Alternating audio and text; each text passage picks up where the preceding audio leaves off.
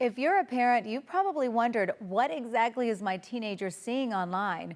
From influencers to political extremes to conspiracy communities, some digital spaces are actively recruiting young people, not with facts, but with emotion, identity, and belonging. So how do you protect your child without panicking or policing every scroll?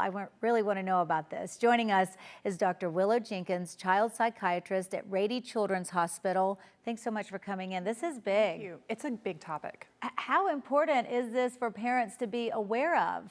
I think it's increasingly important, to be honest, because content, it's very difficult to tell its motivation or where it's coming from. And it's really critical that we teach kids these skills to spot persuasion and manipulation. I mean, because we talk to them about, we're worried about predators online, but you're talking about, being persuaded into these really extreme spaces online. We may not realize that our kids are seeing that.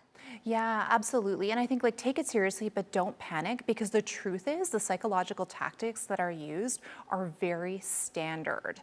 And like you said, they lead with emotion, offering belonging, and then they just use manipulation. But teens are a little more susceptible to it because they want that pure connection. What does that actually look like, what you're talking about? Yeah, so it's amazing. They really do all have a very similar playbook. It starts with love bombing, giving your child lots of praise, instant friendship, a lot of us versus them thinking, offering a secret truth.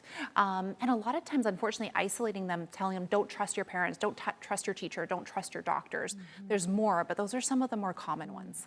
So what are some warning signs that parents can look out for? How do we know without policing everything they're looking at, or should we? Yeah, well, I think one of the things with groups, there's an amazing psychologist who studied cults, Stephen Hassan, and he came up with this BITE model, B-I-T-E. So if a group is trying to control your behavior, maybe not letting you hang out with people, control information, not letting you look at outside sources, controlling your thinking, really focusing on black and white thinking, not accounting for nuance, huge problem right now. Yeah. And then using emotions like shame, guilt, and fear to keep you loyal. If a group has those four things, it's a real sign that they might be a group that's controlling you, not supporting you. So in today's nonstop digital world, literacy isn't just about reading words, it's about understanding the persuasion and the persuasion tactics, right?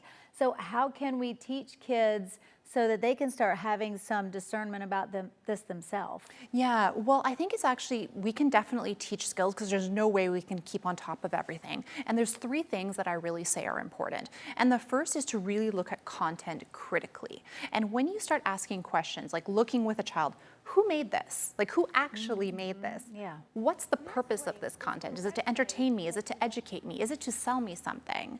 And how is this content making me feel? Because when content is leading with fear and outrage, if that's how you feel, and there's really no facts or evidence, that's a really key indicator of manipulation.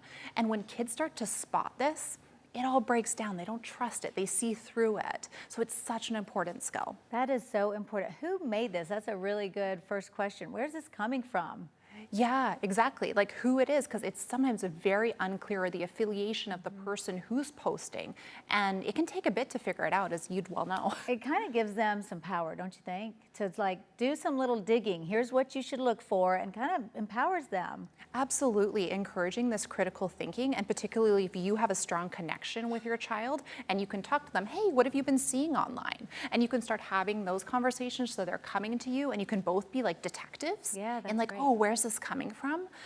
Because then it doesn't work. They're in on it. Yes. It's so important. Oh, I love that. Okay, those are some great tips. Thank you so much for that. I'm already putting those away. Thanks. Yes.